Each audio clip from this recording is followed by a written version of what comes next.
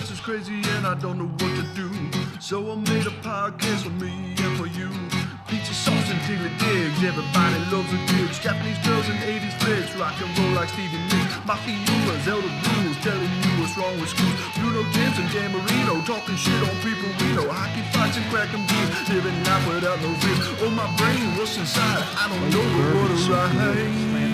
Like weird Japanese shit. Turtles and Hot Pockets. If you don't like those, I don't want to be friends. It's beautiful out today. Here I am like a crumb scumbag. Windows down for you people. I do this for you. Mostly. I actually found I kind of probably do this for myself. And you know when people tell you, like creative people are like, I do it for myself and I love it. Like I'm basically one of those people too. Like painting, I truly can say I paint. I don't give a fuck if anyone ever sees these paintings. I got a bunch in a closet. It doesn't matter to me. I do it for myself. But a lot of times people are probably full of shit. But I will say that doing this podcast with some of the shit I had to go through in the last few months of my life, the passing of my mother, just a lot of trouble, nonsense going on, you know, first world problems outside of that, like shit with the house and girlfriend troubles and blah, and the dog and the blah, blah, blah, blah, blah, just mostly bitching. But this has given me an outlet, I will say. This is my therapy, okay? You people, you pieces of shit out there on the internet who don't even give a fuck about anything I have to say, you're my therapist. Because that's really what everyone wants. I don't want to go to therapy, not because I have an issue with it. I don't want them to talk, and I don't want your advice. I could talk to a white wall, which is basically what I'm doing. I'm good with that. That's my therapist. No, I don't know. You know what the thing is, too? Like Tim Dillon says it a lot, like the fetishization, like we're making mental disorders like a fetish. Everyone's got to have one and you're into them. People are, it's very ego based, obviously. I'm not saying people don't have problems and people don't have real true issues and life isn't difficult. But like when you identify with this thing so much, it's really like it's just another form of self-obsession of how absorbed in their own problems and your own existence, your own brain people are. And, you know, that's more or less the exact basis of what meditation is trying to get away from. You know, why are you thinking? Stop the thinking. Just be present. Feel your feet and your ass on the floor. You know, just be here. You're just here. You're a conduit for reality to just happen through. The wind is blowing, the birds are chirping, cars are driving by, the sun is shining. You're not doing any of it. You're just receiving it. So shut the fuck up and just receive it. Enjoy your life. What did I get on this? Oh, about this. Anyway, I said I was doing this podcast for you people. I'd like to think other people get something out of it. I want to make some people laugh or maybe think a little bit differently. Or maybe look into some interesting shit I talk about. Whatever. If you don't, man, maybe this just helps you pass your day. You got a piss shit job with a dickhead boss and annoying coworkers who talk about mundane platitudes, and your brain just wants to come out of your ears. And instead, you get to listen to me babble on about horse shit. But it's gorgeous, and I'm feeling great. I am truly, I've said it a million times, I'm truly a product. I'm a child of the sun. I was born in January. So I don't know if that's a thing. I'm sure there's all the people out there that are like, people that are born in warm months are more into war. I would think if you're born in a cold month, I came out, I was like, fuck this. This sucks. So my first experience in this world was harsh. So I have a draw to the warmth.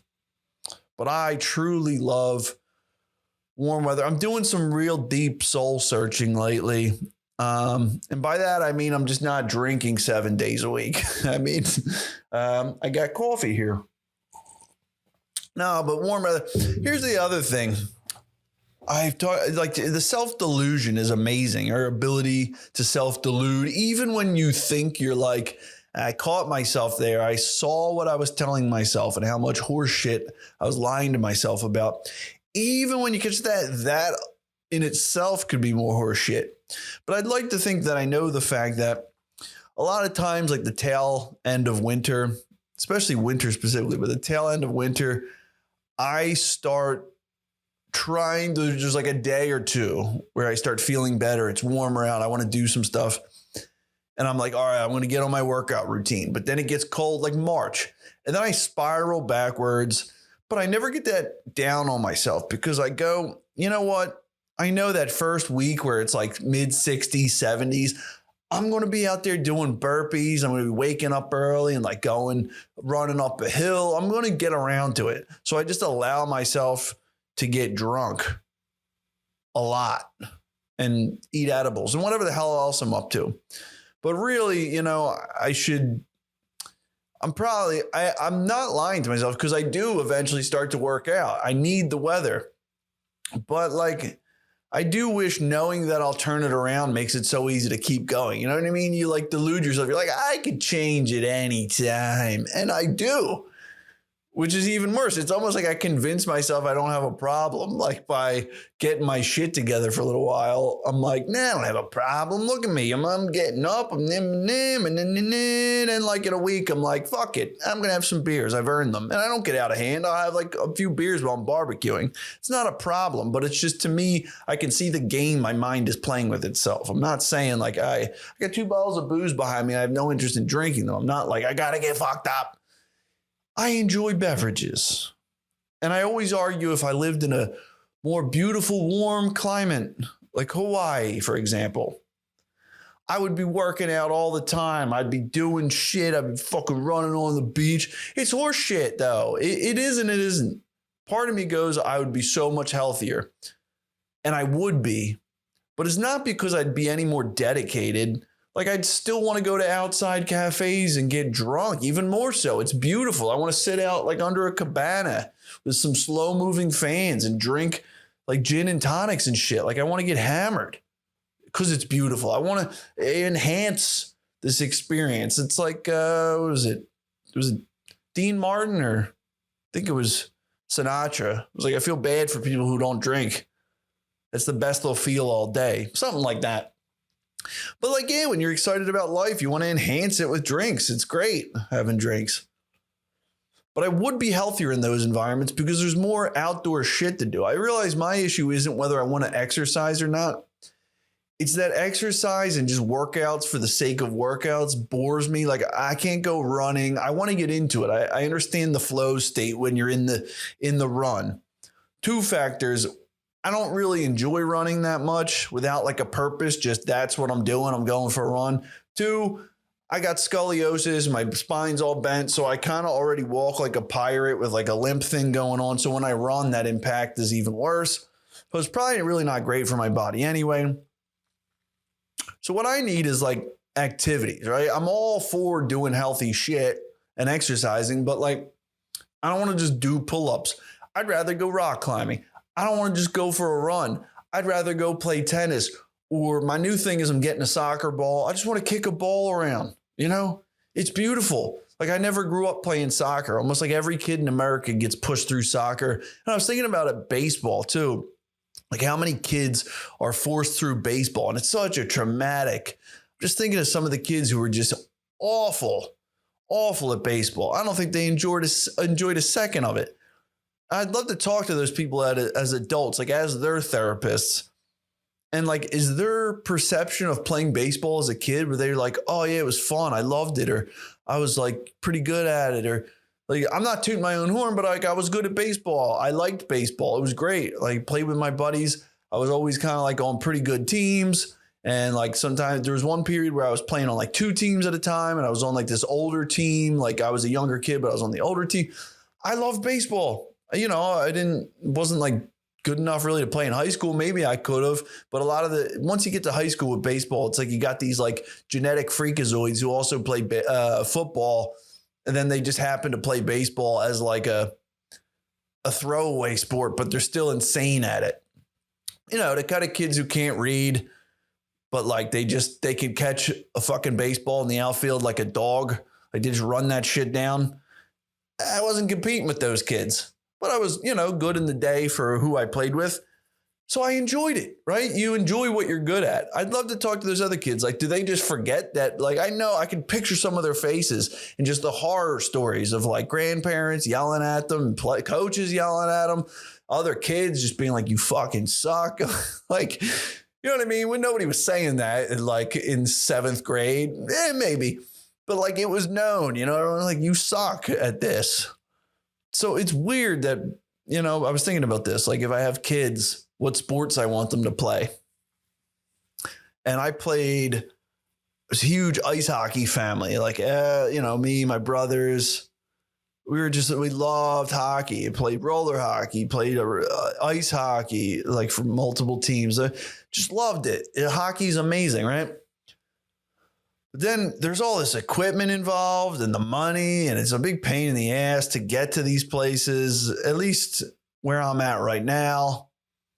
Where I grew up, they wound up building an ice rink, so it was easy to get to. But I really think it's like it's not going to matter. When I have a kid, of course, I'm going to try to steer them in the direction of sports that I enjoy because I'm interested in them and hopefully they like what I like. But if they don't, whatever they're into, if they want to get into something else, I'll support them. But it's just interesting as a parent, you would think like I'd want my kid to play baseball. But I don't think it's like, I love baseball. Shit, baseball season just started, but like, that's professionals. And even that, I tune out for like periods of time. If you're not drinking, it can get dull as shit. And if you're not really into it, like it's like late in the season where every pitch matters, I do housework with baseball on. So God, imagine watching like 8-year-olds and you're like, well, it's your kid out there. So you're excited. Yeah. How much is he playing? A fraction of it. I got to watch all these other fucking bozos kids. It's got to be a nightmare. At least hockey's kind of cool, you know, but then you're cold in there and you got to sit. That's a whole thing. Am I going to be that dad who's like drinking whiskey in my coffee? Not getting drunk. I'm just saying it's cold. I'm not really into that, even though I love hockey. I'm thinking through this whole thing. You know what I mean? But basically I'm coming down to, I want my kid to play soccer, but growing up, it was just like soccer's for pussies. Because I was a hockey player and there is something to be said for that. And there is a type of kid who was like good at soccer. They're kind of prissy. They walked like kind of on their tippy toes. Like they were always like injured and like the kind of kids that were very much more leaning towards being on like prescription medications because they got knee problems and shit. They were a weird breed. They always seemed very emotionally unstable as well, like kind of like basket kid, the kind of kid that would throw a video game controller at the wall if something didn't. Just my girlfriend's not here. She'd be like, "Yeah, that's you. That's you." I don't throw paddles though. I just curse at people and belittle the system. I can turn you off whenever I want. I'm quoted as saying that to a Sega Genesis. You fucking think you're better than me? I'm God. I can turn you off whenever I want. I don't remember that, but I've been told that by several people. My claim to fame is that I am God over Sega Genesis. Sounds like me, so I won't deny it. You could be known for worse things. But I want my kid to play soccer because at least they're out there running around on the field. Then again, see, you know what I need? I need to talk to some normal parents who have kids and actually have to go to this horse shit. Because they'll be like, no, soccer's the worst. They play in like any weather. At least hockey, it might be cold. It's not even that cold. It can be cold. But at least you're indoors. It's always the same temperature, basically. Soccer, they're playing in the rain. There's winter soccer. There's like fall league. There's spring. There's summer. It never ends. And the traveling, if they're good at it, which I want them to be good at it, obviously, because like I want to work on it. It'll keep me in shape. We'll get a net in the yard. You got to stand out there in the rain and shit.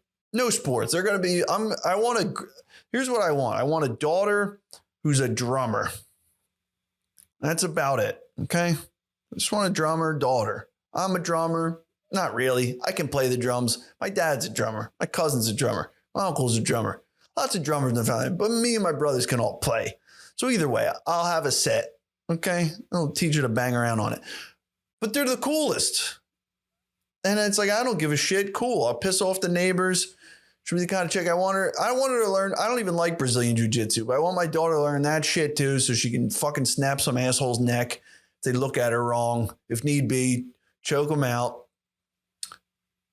in boxing, I don't want to get hit in the face, but whatever. I don't even want to talk about this. I might not even have kids. Who the fuck knows? My point is, I never played soccer growing up. God, that was a tangent. I never played soccer because I was playing these other sports, lacrosse, baseball. And I didn't really care for it. But now I'm a junkie. I love it. I love professional soccer in every way, shape, and form. It's just fantastic. And then like when I lived in Shanghai, I had a roommate from Manchester. That's like one of the reasons I also got into it, because he would go watch the Manchester United games at this Irish pub. I'd go with him. It was good fun. And he played in a men's league in Shanghai, like, a pickup league. And it seemed awesome. And it's like, you don't even have to be good. Like, I should have just got into it. It just seems like a goddamn blast. And you're kind of just out for a jog. You don't really need to do much. I mean, if the ball comes to you, you can just boot it down the field and let other people figure it out. I'd like to be better at it. But either way, I'm getting a ball. I found this field nearby. I'm just going to go there in the mornings and kick it around. It's like I can get in a few miles of jogging without actually having to do shit. I'm just chasing a ball around. But there's such a beautiful feeling. I need a net. I think that's what it is. And basketball is not as satisfying to me. When you hit a three, that's nice. But I need like a net to score on. There's something so satisfying by picking out a spot in that net and being able to target it and seeing it hit that mesh. But I'm used to doing it with a hockey stick or a lacrosse stick. I've never done that with like a part of my body. So it's interesting to put your foot through something and see how that makes the ball move. Like what trajectory, like if you change your foot a little bit, hit it a little lower, come across it a little bit, what that does to the flight path. And it's interesting. It's super interesting. And then when you watch professional soccer, you can have you can have a lot more respect and interest for what they're doing and how difficult it is. And just that physical feeling of the touch to it. It's just great. It makes me like, I think so much of sports, especially for me, most sports I watch don't really make me want to go out and do that sport. There's a few that do. Tennis, boxing. And boxing, I don't want to like go get my head punched in, but like I want to go do the physical actions. Like it looks fun. I want to go hit a heavy bag and work out basically. And soccer makes me want to go like that. It looks like fun. You know what I mean? There's not that many other ones. Hockey, surprisingly, I don't really care. If I were to go play, I'd probably love it. But again, skates and I got nowhere to go. There's fields everywhere. I don't know what the fuck I'm talking about. I'm just babbling. This is the point where I realize that this podcast is complete horseshit without my girlfriend. And I basically have to just get my ass in line so she stays with me. So she stays with me so I can keep doing this podcast so she doesn't boot me out of the house. Then it just becomes this, me yapping my gums about what sports my kids will play someday that nobody gives a fuck about. Truly, nobody gives a shit about this. I don't even know what I'm talking about. But it is beautiful out and I'm trying to get back in shape. Trying to do better. I'm trying to not drink. I kind of went cold turkey. Like I'm this kind of like, I don't drink I go real like I'm not drinking right now. That's it. I'm going to get in shape. And it's like Tuesday afternoon. I'm like, damn, it's beautiful out. I should go make a gin and tonic. I'm like, I've been doing good. I haven't been drinking. And then I'm like, I had like 7 beers on Sunday. What the fuck am I talking about? It's like, it was less than 48 hours ago, you asswife. Like, I'm terrible with it. I just feel like I've done good. Because the thing is with me, when I stop drinking, and I say drinking, like when I stop like having beers with dinner or after dinner, I stop having a glass of wine and like that. I get hyper focused on everything else. I'm getting up early in the morning. I'm meditating every single morning. I'm writing. I'm just doing so much shit that by dinner time, I'm like, I've lived a lifetime. I'm done now. I'm tapped out. I got nothing left in the tank. Now it's time for my little treat. I want a glass of wine. I want a couple of beers while I'm cooking. But it's like, I got to remind myself, like I was trying to kind of, keep this up. And I do fine. I let it pass. It's a momentary thing. I go, I don't need it. But it is funny though, how like that timetable feels like it's been forever. It's like the old, when you're younger and you're on antibiotics and you can't drink. You know, a lot of people do, but I try to take that seriously and be like, all right, I'm not going to drink for 10 days. It would feel like a lifetime. And it always feels like everything's going on when you're on antibiotics and you can't drink. People are having the best parties ever. There's nothing to do. I remember this one time I was living in South Philly in this apartment living on my own, and I was on medication. And I remember it was like a Friday or Saturday night, and like none of my buddies lived around me. They all lived in a different area of the city, and it was just a pain in the ass for them to get to me, so they wouldn't hang out. And even if they did, they'd want to go get drunk. So I didn't know what the hell to do with myself. I had like nobody to hang out with. So I just went out and I would just like walk the neighborhood. And at this time I didn't have a camera. I didn't have like a nice phone. This is when phones weren't basically, laptop, computer, crazy, they're brilliant now.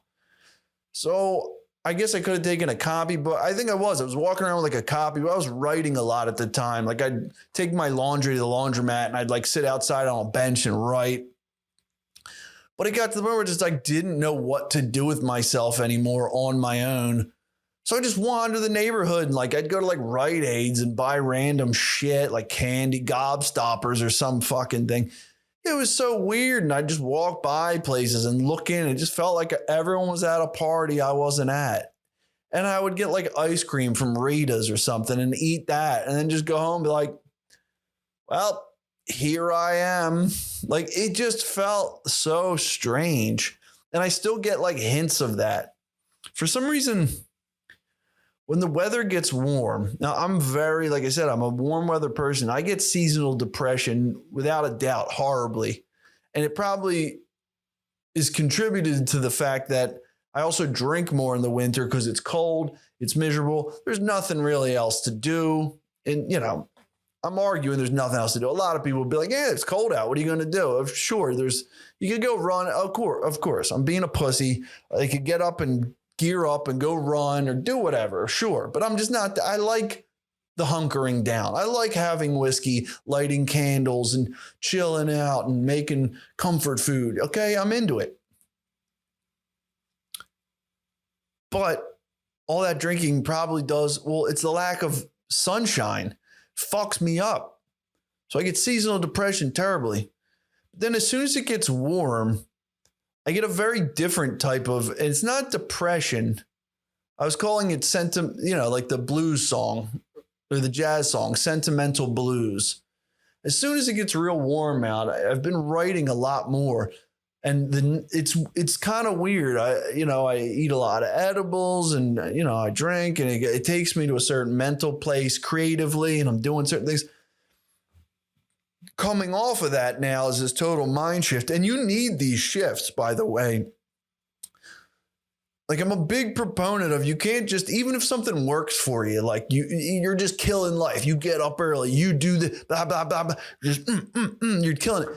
I think at some point you just have to switch up your routine. Now, not everybody can, but if you're in an environment where you can and you have flexibility, if you're used to getting up early, start staying up until like 2, 3 in the morning and sleeping until 10 or 11. Like just switch it up for a little bit just to see what that does to your mind, what it does to your whole rhythms. If it works for you, maybe it doesn't work for you. And that's good too, to know.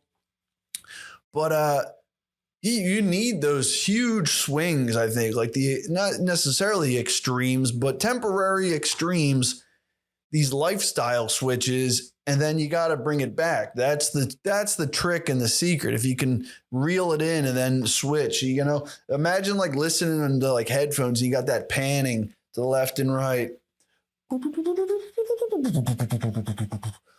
That's what you got to do in life. I don't know why the fuck I'm giving advice. I'm just talking to myself basically. But that's where I'm at now. And I'm taking this shift where I'm going clean for a little while. I'm working out. I'm getting up super early, doing all that. And I found though, yes, I feel good about things. I'm feeling good. I'm excited. I'm going to probably go play tennis later, just hit some serves. Right? What I have nothing to complain about. But I have this very sentimental blues, like it's a nostalgia type of thing. As soon as it gets warm out, I get hit with that. And it's been great for creativity and writing and kind of tapping into that. But it's pungent, like it's soluble. It's extremely, maybe I've just been kind of numbing myself because of, things that have happened in my life. And maybe now I'm coming out of that and I just realize how much you can allow yourself to feel by just taking life at face value and just turning into it.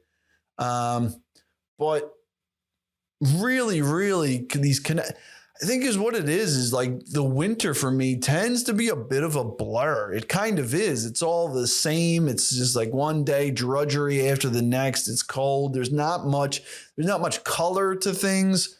The days, there's not much light and they're short. It's just a lot of darkness. And then the spring and or summer, that summer, of course, is a lot of the same too, especially when it's like those dog days. But for me, I think it's the memories of times where it's warm, specifically probably because I'm so damn happy, are so potent in my memory that just the force of them hitting me, these memories hitting me, is like shocking and jarring to my system of things that have passed, And I was writing about this morning. I don't remember who said it. Might have been Kurt Vonnegut, perhaps. Maybe it was Robert Frost. I don't really know. But basically is the idea that everything will be missed someday. Even when you're in some experience right now that you think is horrendous or awful, it's like even this will be missed. There'll be a time in your life, let's say you're in a job you hate, or you're in a relationship, or just the relationship is not going well, or you're a difficult time with your dog or your parent or your kid or whatever it is, you're going to look back at some point and feel some sense of nostalgia and some sense of missing that and looking at it with, I guess, rose-colored glasses, but you're not. It's like love. This is a Shakespeare thing. Is it better to have loved and lost? Blah blah blah. It's like you don't remember all the horrible shit. That maybe a few of them sting and they stay with you, but you don't remember that she did X, Y, and Z or he did X, Y, and Z. You just remember eating her out on the bed when your knees were on the floor and the carpet. And you remember those little shorts she wore and the pockets hanging out and that little straw hat. And you remember getting ice cream and you remember bike ride. It's like those are all the things you're going to remember. Or the way he touched your hair, laid behind you with his head on the pillow or your head on his chest. Like that's all the shit you draw from these things. So it's like, it's important to remember that at the time. Again, I don't know why I'm not trying to give life advice. It's just what's been coming into my brain is that things have been hard as shit for me lately. It's been a train wreck. I could say this is one of the worst months of my life. And this is the other thing, perspective. It's a shame. I don't want to think of it like this, but saying like someday you'll miss even this. Like, let's say high school. Some people, had some hard times in high school, or they thought they were in trouble, or they went through a breakup and things were, it felt big and heavy. And now you're older and you're dealing with some like shit you're going to call some real shit. And you're like, God, that was nothing. Well, it's like, well, unfortunately, whatever you're dealing with now probably too could always be something else horrible is going to happen to you. You can't even see it coming. It's, sucks to think that way. Like, this is nothing. Wait till everyone gets cancer. That's real shit. It's like, I don't want to think that way.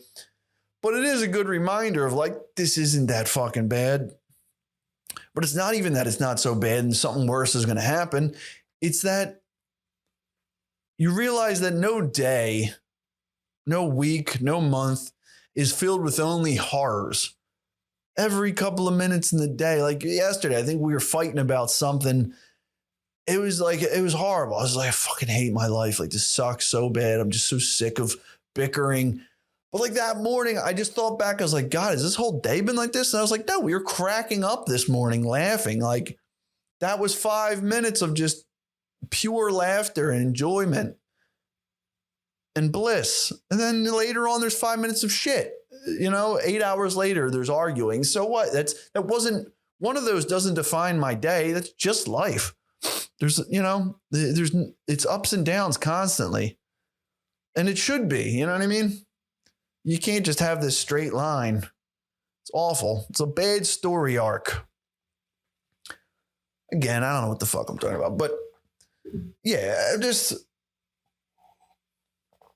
I'm thinking back on a lot of things. Like I said, warm weather, these times where I was just riding a scooter along. I haven't even gotten to that much detail of the life I used to live. And I guess that's what I miss. And it was a good life. It's not like I hated it at the time. But for example, I've been really thinking a lot about like I want to go back to Asia. Like I'm obsessed with the whole like Shanghai Lockdown thing. Because some sick part of me, I tell myself all the time, my girlfriend, I'm like, look, we are so lucky we aren't in Shanghai anymore. Because some of my friends are still there. They're locked in there. They've been locked in their apartment for I don't even know how long. He loves it though. He's sick. He hates work so much that he's like, dude, whatever, man, say what you will, but I'm enjoying myself. Like he's probably just playing video games, reading books. He's exercising. Like he's like, this is his shit. Like so much he hates, which I've wanted to point out to him. Like, dude, if you hate work so much that you'd rather be on house arrest in your apartment, because it's not like he's in a big ass house with a backyard and a pool and shit. Like he's in a fucking dingy apartment in Shanghai. If that's better than work, like you should maybe not be just glad that you're not at work. Maybe you should be reassessing what you're doing. Again, it's not my place. I understand what I get it. But here's the thing. Some part of me would want to be there because it's such a crazy experience and such an escape from having to face these other problems in life. You know, it's like when the pandemic hit, everybody had to stop worrying about like, what's the purpose of your life? What's the point? People like those survival situations because it comes down to the baseness of human existence. Exist. That's it. You don't have to worry about blah, blah, blah. You got to pay your car. Blah, blah. You got to. I don't have a nice enough computer or my phone and TV and my car. I could have a nicer car. Blah, blah, blah. What am I doing with my life? I should be diet better. Blah, blah. No fucking matter. Just don't die. Like that's what goes on in these survival situations. So people love it. There's that, but there's also, I just miss Asia so much. So I'm like, look, I'm reading every news story about it. And like, I don't want to be there. I'm glad I'm not there. I'm glad both of us aren't there, but I do want to be in Asia. I miss the shit out of it. Specifically the warm weather Asia, like Southeast Asia. I miss that tropical shit. Like it's some part of my life that is what I want. That is like a dream. It's a lot of people's dreams. They say like, oh, I want to live somewhere tropical on a tropical beach. And blah. They say it, but they don't know what it's really like. But I think I could do it and I would be happy. I would definitely get bored at times. But the beauty of it is you got to move around. It's the freedom of moving around and the traveling and the seeing places and the adventuring and the taking trips and just getting out in life, hiking, doing those sort of things. You got to do that and then you won't get bored. But the beauty of being able to do that in Southeast Asia is it's cheap as shit. It's really cheap. The flights might not be that cheap, especially now with, gas prices globally going up. And what is this, a finance fucking channel? Nobody gives a fuck. Either way, it's cheaper than it would be traveling around, let's say Europe or the US, arguably. Okay, there's always those like, well, if you sleep on a mattress covered in piss and puke from a bunch of Bulgarian people, and in Montenegro, it's not that expensive. Like I don't want a backpack, dude. All right, it's not my bag, baby. I want to drink beer and sleep in a fucking nice bed. Actually, I don't really care that either. I just need simple, clean. That's all I care about. Okay, that's all. I'm going to be pissed drunk probably wherever I go. Maybe. But I miss that. Okay. I miss that life. That freedom. And like, what am I getting at here? What I'm getting at is I really sit all these thought processes have been going through my brain, this kind of sentimental blues I get from warm weather and missing riding around on a motorbike through Vietnam or traveling through Phuket and these tropical islands and riding down the fucking stretch of the oceans over here. And there's cafes and I got my baby on my back and brrr, like just you're in the grind. There's scooters everywhere around you. When you take off, like in Vietnam, when you stop at a red light and you take off, it's like you're starting some sort of race with like 100 people. There's at least 100 motorbikes around you and you're in there. It's gritty, man. You're just, it's like road rash shit. You know, it's not violent. Everybody's nice, but yeah, they're smiling. It's beautiful. Drive up next to you. It's two beautiful Vietnamese girls on the scooter, one on the back holding, they look over and they smile at you and their beautiful dresses are flowing and their hair and you're fucking half drunk and nobody gives a fuck. It's great. It's beautiful. Sun shining. It's dirty. There's smoke coming from the exhaust pipes and it's noisy and raucous and there's just all sorts of chaos going on. It's beautiful. I love that shit. Now that's the part of me that loves it. There's also grimy ass parts of it. It's fucked up. It's not it's not the safest. It's not bad, but there's really sketchy areas and it can be dirty and it's not really. There's a lot of fucked up types there too.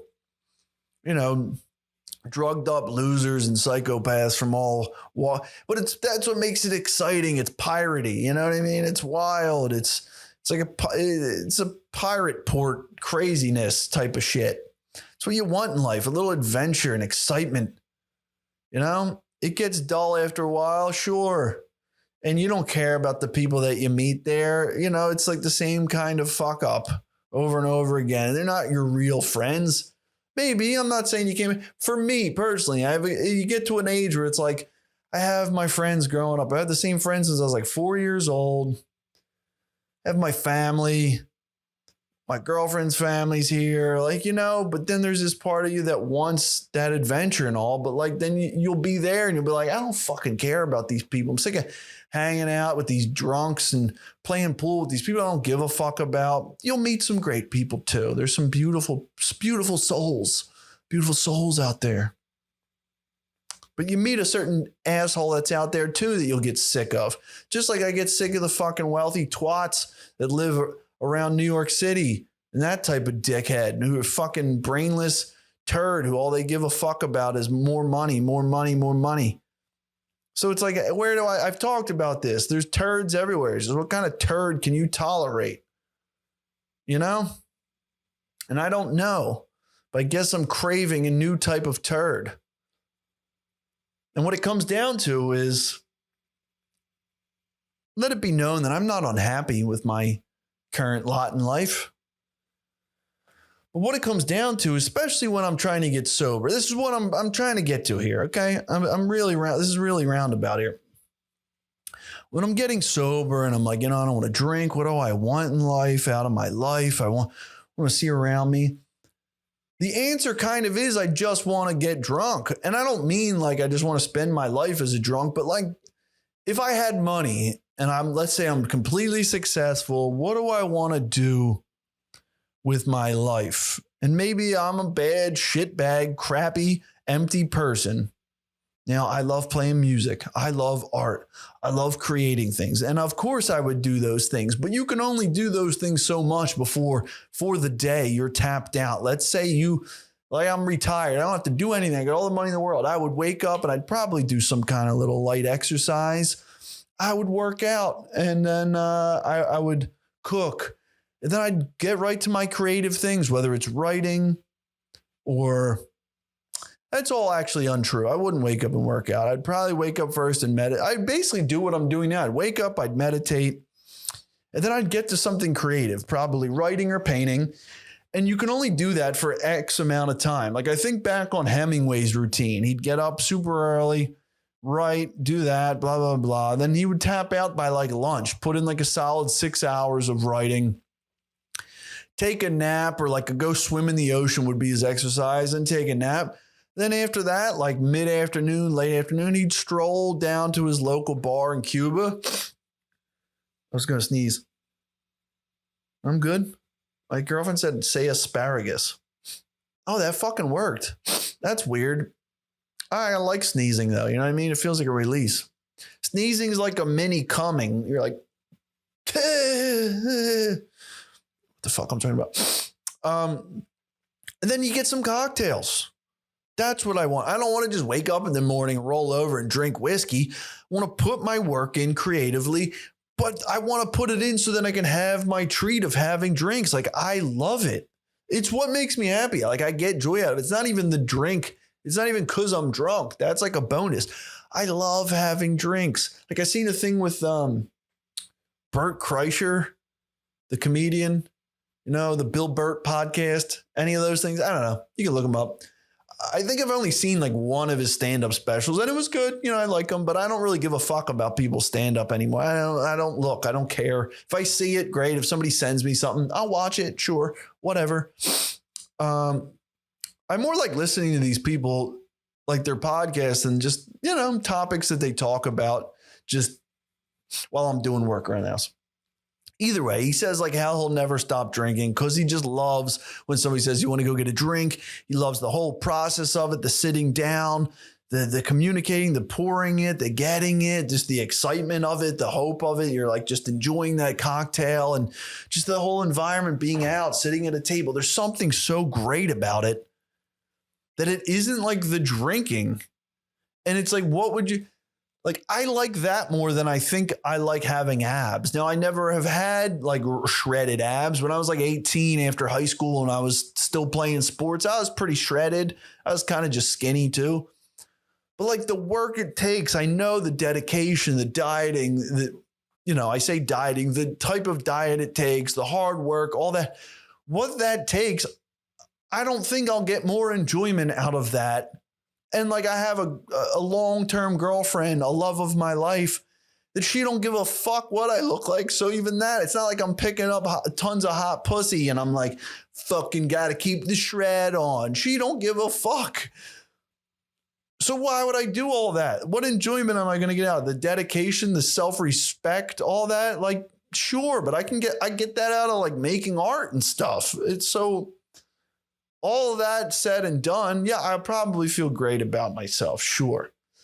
But I like having drinks. Like, I love that. Like, I'm going to get more joy out of that. I just really enjoy it. I love sitting at bars. I used to, at least. It doesn't matter. It doesn't have to be a bar. I love fucking sitting out back in a chair with a book and a nice cocktail. Like, there's no experience that I don't enjoy it in. Like, you know, Kreischer says getting on a plane and can I get you something, sir? Like fucking double whiskey on the rock. Like, it's great. It's just enhances your experience. So I have to think, and I'm like, what do I really want? You know what I mean? Like people think like about retirement or whatever, but it's like, I think all the time, like, what would I want? It's like, do I really want a nice car? And it's like, I would love having a really nice car. I'm not even talking like a Lamborghini, just like a really nice truck. I'd be happy with that. But no matter what, I know I would love it.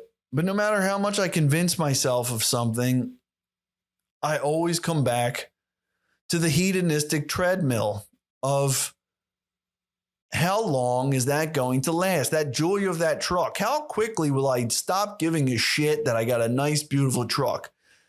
Now, it's not going to be long, I'm sure. Because then there's another thing you think about, like, well, I got that. It's not even that I won't still love the truck. You know, in a year or two, I'll learn to love the truck more. Like, that's my truck. I love this. You know, let's have like a nice F-150 or a Toyota Tacoma, and I have it all decked out for like camping and shit or like overlanding. And, you know, it's just, it's perfect. I get to go adventure with it. Those experiences will make me love the truck more. You know, that's my Rosinante, or now I can't think of the name of the truck from Travels with Charlie, great Steinbeck book. I will learn to love and appreciate the truck way more. Just like when we were in Sequoia National Park, we rented a Jeep Compass Trailhawk. We loved that truck because it looked like my girlfriend's little Shih Tzu, black and white. It was beautiful. I loved driving it. The experience of driving through those California beautiful landscapes are just gorgeous. The Kings Canyon National Park, just fucking slamming on that thing, just as fast as I could, going through these winding. I was in a car commercial. It was gorgeous. It's just unbelievable experience going through Sequoia. Of course, I felt bonded to that truck, that little SUV that I just rented. So I will learn to love that truck more, and I'll be proud of that truck and love. But if I really ask myself, like, do I really care about that? Do I really need that in life to be happy? Is that really what I want? I can ultimately just quickly go like, no, I don't give a shit. I'd rather just be somewhere beautiful in the sunshine. All I need is a little This is my problem. I want so much in life, but I know I can be happy with nothing because I've had like nothing. And some of the happiest I've ever been. But then I'm also like, but I want this. I do want the nice truck so I can go camping with my girlfriend and my dog and, drive up through Vermont and Maine and all this shit. Like, I want all that. Here's the problem. To have all of this stuff in America takes so much goddamn work and money and effort and all this shit. Now, to the average person, they don't, they go like, yeah, work hard, man, and you can get these things on this. Or if you don't know, you could just fuck off to Thailand and you can have the scooter, the beach, the beautiful lifestyle, the dirt cheapness, the having drinks and seafood by the waterside every goddamn night, and it costs you fucking nothing. So that's my problem, is I'm so happy with that lifestyle. I don't need all this fancy shit. And, I've tasted what getting divorced, middle-aged, and fucking off to Thailand in early retirement tastes like. So now I can't live a normal middle class or upper middle class or whatever the fuck you want to call it American life, because it's a toilet. For the amount of work it takes to fucking grind in some fucking soulless job in an office just to pay for shit that I know, even though I like and even though I'll be happy, I don't truly need or give a fuck about. I've been cursing a lot and I feel bad. Not because I feel bad I said naughty words, because I used to go on these rants early on in my podcast and then I'd listen back to them. I'd sound immature, but I'm trying to get this point across to myself. I'm trying to clarify this in my head that what do I really want? And I don't know, I guess, is what it comes down to. I could be happy in a million ways, but it's what I have to do to maintain that lifestyle. Is what it comes down to. And what I'd have to do is not something I want to do. I basically just always like, what do I really want? I just want that existential. Is that what it's called? No. What am I talking about? Jesus Christ. Way to end it. Way to end it strong there, buddy. Yeah, like existentialism. I just want to fuck off. But how long will that last? I just want to disappear to some tropical place. And people will say, that's what everyone wants, but they haven't done it. I've done it. And I'm starting to think it's simple. I got this dog now, so I don't know what to do, but I think it's what my girlfriend, I think we're both like, yeah, it's simple life. A scooter, tropical location. We don't need much. We don't want much. We have this house. It's a big pain in the ass. We've been dealing with it. It's a nightmare. It's beautiful to have and it's nice to have. And I'm sure if I had a studio apartment in Vietnam or Thailand or whatever, I'd be like, I don't have enough room to paint. I'd be bitching about that after a month. So I'm an asshole and I don't know what the hell is good or not good. But then it comes down to, you don't need that much money to have something very nice and bigger in those places. So I could have a much bigger apartment and still it wouldn't cost much. It's beautiful. I keep saying Thailand or Vietnam. It could be Indonesia. I don't know. People say Bali. I've never been to Bali. It seems like it's unbelievably gorgeous, but it's probably filled with a lot of, again, a type of turd that I'm not sure I want to be around that turd. I don't know. That's where I'm at. I'm having a crisis. And again, I'll miss this someday. Oh, shit. I got low battery. I knew I forgot to plug plug this fucker in. I gotta go find them. I should probably just call it quits, but I'm not going to.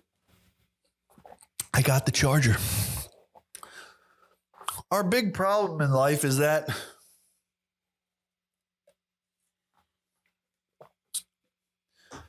the things we want in America require doing things. Again, you could make arguments, of course, then do something different. You don't have to go work at a job. You don't have to do blah, blah. For the average person in America trying to make a living to have a nice life, what that requires isn't things that we're willing to do or want to do. It's not even willing. It's soul crushing to both of us because we've lived a different lifestyle. We've lived in an immaculate lifestyle, okay? For us, at least. It was perfect. Now, there were certain problems with it. We didn't want to do what we were doing to make a living anymore. But now, from this perspective, it doesn't seem so bad. But I have a constant reminder of my buddy who's teaching in China right now, and he hates his whole existence. He hates it. Just anything becomes a grind. He doesn't want to do it anymore. He hates it. Anyone out there that's considering teaching in China or in Asia in general, I'm not trying to dissuade you because I did it for 4 years. My girlfriend did it for 4 years. You know, I know people still doing it, and there's good days and there's bad days, just like any other job. But after a while of doing anything like that, it becomes a grind. And specifically in China, there's a lot of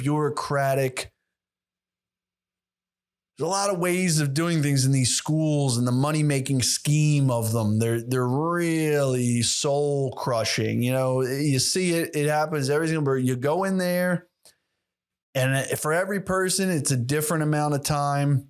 You go over there, you're like, this is great, we're teaching. And maybe you left an office job or some restaurant job or something that you were doing and wherever the hell you're coming from that you didn't care for, and that became a grind and you're sick of it and it was meaningless and pointless and you're just like, I can't do this anymore. You know, how long am I going to do this? I'm going to go do something different while I'm young. So you go to China and to teach. And you know the deal. It was kind of horse shit to begin with. You know, you got some bullshit little thing that says you can teach now and blah, blah. It's a fucking nonsense. You know that. So you're not going in there completely, but you're going in there thinking this is going to be fun. I'm going to hang out with little kids and get to teach. And, you know, maybe I am making a little bit of a difference culturally, at least. These kids are interacting with somebody from a different country that they got to be better for it. It's fun. I make them laugh. It's kids. What's not to love? And the kids are never the problem. Although, I had a few jobs I quit where the kids were very much the problem. But it's not just that the kids are the problem. It's the relationship of the pressure from up here put upon you as a teacher. These insane cultures where the standards and the pressure they put on these children, they have no childhood, and what they're told to learn and what they're expected is insane. And that's put on you as they respect you as a teacher, the parents and all that. It's a very venerable, like honored position in these cultures that they do respect you. You know, education is important to them. So they put all this on them and they put all this pressure on the kids. But then the whole thing is run like a damn circus. It's a complete joke. It's a complete train wreck, nonsensical. Now, if you don't have interest in teaching in China or anything, then by all means, don't listen to me at this point, this juncture in the podcast. But this is what I feel like talking about because I got to clarify in my head why I don't want to do this and why I need to be doing something else. But maybe you'll just find interest, or maybe it'll make your job or your boss or manager, whatever, seem more tolerable. But then underneath this, you also have these kids who are so pressured that they have no childhood that when they get a single minute or chance to clown off, which becomes what you're doing, your little extra class. Now, I'm getting specific here. I would teach like side classes after school or on the weekends too. These kids are just trying to let off some steam, so they're not paying attention. They don't want to goof off. They don't want to care. And then you're stuck in this middle place of like parents have expectations, kids have pressure, but then the kids screwing around. And then the parents help the kids screw around. They give them like tablets and shit. And you're like, the kid is playing with a goddamn tablet all clay. He's playing with an iPad. Like, you fucking stop giving it to him. You're the one telling me you want me to teach him. But then anyway, I'm going off. We got to have a whole episode, a whole series of episodes with me and my girlfriend just telling you horror stories of teaching. So either way, I'm not trying to dissuade you, but you go over there thinking for me, it was like 6 months and I was just like, I'm done with this shit. The schools I taught in private after class training schools, they call them. I taught in public schools. I taught in like private, like international programs, all sorts of shit. I moved around a lot. They all have their horrors and their problems. It's the bureaucracy, the insane mindset of these people, of the joke, the jumping through hoops, of like the mindless, it's a pursuit of the useless.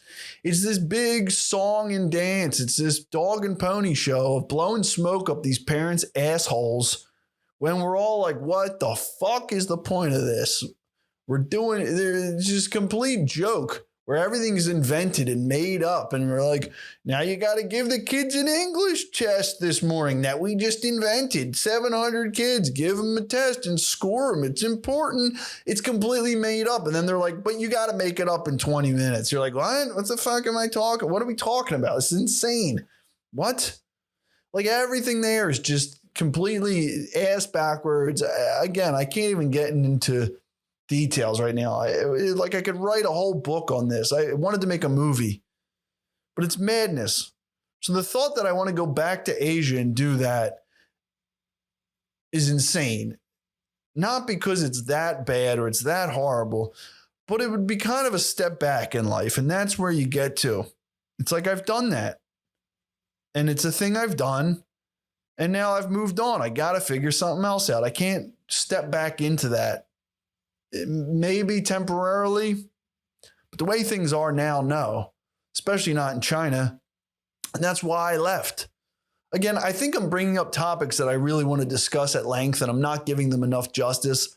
I'm not giving them the amount of time because I think there's a lot to learn about the current state of the world, current state of America, the current state of China, about this whole generation of people moving to other countries to teach languages. And this is kind of, I see it as the 1920s Paris generation of artists and writers and poets and whatever else moving over there to France and kind of being this vagabond lifestyle. There's this whole new generation of your degree is pointless to a large degree. And you're in debt. And what's the point of working in some soulless job that really doesn't pay shit for the amount of time and effort and work that you have to put in? And why are you putting in all that effort and work? Just so you can pay for your apartment and you can pay for a car and you can pay your bills. And so you can go out to a restaurant every once in a while and you can take a nice girl out or a nice guy out, or you can go out with your friends, pay for overpriced shit that sucks, and the quality is usually garbage anyway because the people there don't care and they wish they weren't at that job in that kitchen there. It's just a grind day in, day out, and they really probably don't have pride in it, and they're just trying to figure out if they should get on TikTok and shake their titties around to make money some other way, or maybe they should go and do ASMR and get paid to make noises into a fuzzy microphone. And that's the life you live in, and that's why you're paying $12 for a drink. And it's just over and over and over and over again. You have to ask yourself, why am I doing this? I don't even want any of this shit. I don't want your shit food, your shit drinks. I can just go buy a case of beer. It's cheaper. I don't care. Again, I'm not trying to pick up pussy, so why do I want to be out? Here and there, there's a nice environment, a bar to be in that I like just being in. But for the most part, I don't care. I can get what I want cheaper at a store. And guess what? If it comes down to cocktails, your drinks blow, okay? I can make them, but I've never gotten a good gin and tonic. Maybe one place, all right? Let's be honest. Okay, maybe one place. For the most part, like 98% of cocktails I've gotten at places that are overpriced suck. You have to go to the next level up where you're paying for like $18, $20 for a cocktail where you're actually like, damn, this is worth it, but I can't afford this in the least. I could have got a whole bottle of gin for this and made a drink that I would have loved myself. And I get the experience of making the drink. So And I'm not just talking about cocktails, food too. God damn it, why isn't my girlfriend here? There's so many good experiences that I need her to tap into. There's this one experience in particular in LA. And I've only been there once. Twice? Maybe twice, but I think I just flew through once. We went to this restaurant and it was a vegan restaurant, okay? But I'm not judging it that way, but that's what it was. And even what we ate was good. But was it worth? It was like, this was the quintessential, this is LA to me. It was like in Venice Beach or off of Venice Beach, a few blocks back. We're walking past Tent City, and this was multiple years ago. We're walking past a tent city, people living on the streets, and we go into this restaurant. It was like $17 for this dip, this little cup of like dip. It was some kind of like hummus dip or sort of cheese, vegan cheese and sauce or some kind of dip in this little cylinder thing, like this little ceramic dish. And it comes with bread. We got, I swear to God, 3 pieces of like toasted bread this thin, dipped it in that shit, ate it. We're like, that was yummy. And then we were like, what do we do with the rest of this whole dish filled with this stuff? We're like, do we get more bread? Like, yeah, you got to order it. We're like, well, what are we supposed to do? We were literally like, do we pick this dish up and pour it into our mouth? Like, we paid an insane amount of money for this. We got 3 pieces of bread. We're like, do we fill our pockets with this shit and then go find a convenience store and find some bread so we can eat the rest? Like, it was crazy to me. Like, the level of waste, first off. But the like, are you serious? Like, how do you feel okay about this? That's you have to be in a fucked up universe where the mentality is everyone is this fucked up that they accept that you order something for $17, which is like nothing really. It's a dip. I've had better dip from almost every aunt at a family party that I've ever been to than this slop. And then you give me 3 pieces of bread and you're like, I would have rather just opened my mouth and you spit in it. And then you give me $17. It was ludicrous. Like we were just like disturbed beyond belief. Like, God damn it, I have to bring this back up again because my girlfriend, her reactions will just solidify how like we were just like, this is so fucked up. She was like apologizing to me. She's like, I'm so sorry we went to that place. But again, let's come back to literally a half a block away. There's a guy that's like pissing and shitting on the street and living in a tent. And then here we are paying $17. And like, we didn't know, we didn't go there to be like, look at us, we got money. We were starving and we found it like, the local vegan spot. We're like, whatever, let's try. We're on a trip. I wanted my girlfriend to have nice stuff, try something nice. And, she wasn't, but she was just apologizing. She was like, that was so far. Again, I'll bring this up another time, but that's like how the LA is defined for me. How did I get on LA? I don't know. Oh, but like just the working in America for that. Like, why would you? Okay, maybe there's people that are making just like real estate money and shit and they don't care. They just throw cash at shit. But like for the average person, what you have to do in this country to make a living, to get nice shit, I don't want to participate. I don't give a fuck. I don't want any of this shit. I just want a scooter. And I guess people would say, then fuck off. What are you doing here? Leave. I did. Then I came back for multiple reasons and my family's here and your parents get to an age where you feel like you got to be around. And I don't know. Again, I'm not trying to complain. I'm just saying I'm confused. I'm conflicted. Okay. Want to spend time with the people. My girlfriend wants to spend time with her family, but you got to question. And we like, do we want any of this? But the problem is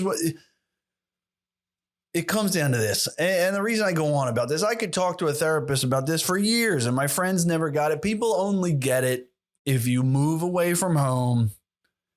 You become a dog with 2 owners. Okay. There's a Jack London. Basically, again, everything I'm saying is trite to some degree because you can read any Jack London story, which is what I need to do. I need to sit in a lawn chair in the sun, have a cocktail and read some Jack London and I'll figure a lot of this out. There's a story about a dog with two owners. The dog feels they're calling him and he's pulled in each direction. I am called out there to the world to be a vagabond artist type. I'd cruise around in a scooter with my beautiful, loving girlfriend squeezing my back. Even I want the dog, obviously. We have a dog. I want our dog with us in his life, and we go to the beach and just simplicity. I want all of that. But then when you're there, you look at home and you feel like you're missing out on things. Because now we live in a world where you have direct access to pictures of what everyone's doing, and you see your friends getting together for a barbecue and you go, oh, I miss everybody. Or your family's having a game night or whatever, which, you know, I avoid like the plague when I'm here. Not totally, just it becomes a lot. Okay, there's a lot of events. You know, I want to participate in all of them, but I can't for many reasons. I love them when I'm there, but it becomes my current state of life. It's a drain on I need my own personal time. That's how we are, okay? My girlfriend and I, we are used to living removed from these things. It's a beautiful life being on a 12-hour time difference where people can't just access you and bother you and send you shit and ask you things. And what do you think? You want to come to this? And you want to do Easter dinner and fucking at this breakfast brunch thing? And again, there's nothing wrong with that. I don't want to be in the position where I have to say yes or no. I just want to fucking be fucking left alone. But then when I am left alone, then I wake up and I feel sad that I miss things. Okay, you have to ask yourself, are you okay with that? Are you okay with missing a lot of things in life? The answer is yes, because I've done it. But how much? This is literally the bane of this is what has caused me so much emotional turmoil and stress and just a lot of mental pain and anguish, because I know as soon as I lived in Japan temporarily in college, I knew this is where I want to be. I wanted to be there. I still do. So does my girlfriend. And not just there, but just in Asia. But if we had a pick, we would go there. But any of those places, you have to, you know that that's what you want. But you also can't tolerate the experience. At the time you can, but let's say you move somewhere, right? And you live there, you're loving it. So what do you care, you know? Then you get to a point though, where the years pass by and you start looking back and you go, wow, I missed, you know, some of life. And I missed things while I was living in China. And I don't really feel bad about missing them, you know, a little bit. My family went to Disney World, like a big Disney World trip. And at the time I was living my own life and doing my own thing. So, you know, I was kind of like, that stinks. I'm going to miss it. But like I had my own shit going on that I was enjoying. And I'm like, well, I'm trying to go on this trip to, you know, this country. And that's something that I really want to do. I've been to Disney World a bunch of times. It stinks I'm going to miss it. Now that I've had, you know, my mother pass away, it's like, I wasn't at that trip. You know, that could have been an experience that I can't get back. I didn't, but like, again, I don't really feel bad. Like, I'm like, it kind of stinks. I missed it. But I've had so many experiences that were life altering and special to me and my girlfriend, this bond we have. And they were just mind blowing experiences. And just still to this day, I can nibble on them for like just emotional soul nourishment. You know, and I'm sure that, you know, the Disney World trip was probably fun as shit too. I can think back on trips with my buddies or whatever that are great. All experiences in life, you know. But it's this dog with two owners thing that, you know, I can tolerate missing out on a lot of that and missing things from family. But you do have to get to a point where then you get so entrenched in your life in this other country that you can't really come back. Because you're like, well, what am I going to do? I don't want to come back and start all over again and get a job. I don't want to fucking do those jobs. I got a life here now. I got a thing I'm doing. Like I know people that went to Asia, they have businesses, successful businesses. And they're like, well, what am I going to do back there? I don't want to restart over. It's a hard thing. And I think that's what I'm still dealing with now even after being home for 2.5 years or whatever. It was 2.5 years, 3 years, whatever the hell it is. I don't even know. But with COVID, that, you know, it hasn't been a normal 2.5, 3 years. But you got to ask yourself these questions. And that's the difficulty of living somewhere else. whatever. It doesn't have to be Asia. You know, I think I'd enjoy living in probably London for a time. I don't know. Never been, you know. Either way, that's a whole topic I got to get into with my girlfriend, is because we're trying to figure out what the hell we want in life. And, you know, short term, again, we have a dog where I'm not fucking off to Bali with a 50-pound black psychopathic golden doodle. It's just not happening. So I got to figure out, how can I get a life in America without wanting to kill myself in an office job? And I kind of mean it. I know, you know, I'm not going to do it. I'm not saying like, but I'll just be so miserable, so unhappy that doing it to get the shit that I'm getting doesn't make any sense. Like, the balance is off. Having to go do this thing to get this life isn't worth it. I'll just fucking don't want to do it. I don't care, because I know I could have nothing and be happy as long as I don't have to do this shit. That's where I'm at. You know, I don't think I'm alone in that. It's just hard because I've had access to these lifestyles. I don't know. It's fucking 80 degrees out. I'm sweating my taint off in here. I'm starving. I got to go get like some Sicilian pie and some ice cream. That's what happens when you don't drink beer. I would love a nice glass of white wine right now, to be honest, and a gin and tonic. But, you know, sticking with it for now. Anyway, stay tuned. Next time we're gonna explore this dog with two owners thing. I don't know what the fuck I'm talking about. I'm sorry, I'm babbling. This is what happens when you don't have a lady with you. But this is what I'm exploring. Truly, I'm going deep dive here. What I'm trying to get out of life, what I want, the simplicity of the life of happiness that I know I could have, balanced with needing to be around people. And now, if I ask any of those people, they're like, of course, if you're truly not happy, man, go do you. You know, that's what you got to do. And I know people that live in California. Sure, it's a little bit closer, obviously, than a 17-hour or 20-hour flight to Asia or whatever it might be. And of course, I'll miss my friends. And even here, you could live.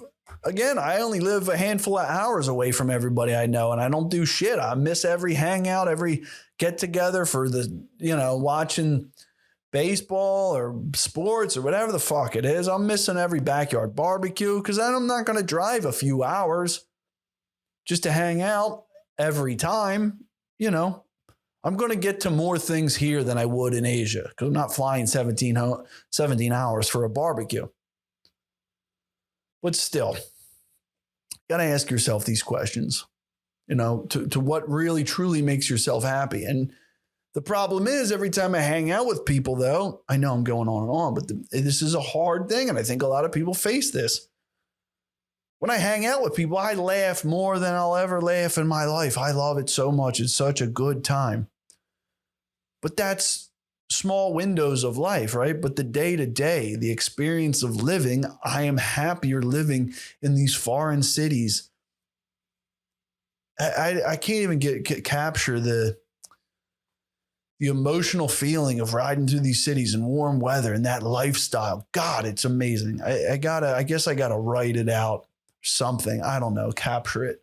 It's beautiful. I want to share that with people. That's enough of this shit for today. I'm starving. I gotta get something to eat. Thanks for joining me. I'll see you next time. Rock and roll, baby. I gotta get a Sambo. Here's the thing. Yeah, man, come on. Yeah. Everyone thinks not doing shit's easy, but it's not. Fucking I'm gonna get weird and go paint some stuff. That's enough of this bullshit for one day. Sometimes you just gotta slam them fuckers. Oh, sure.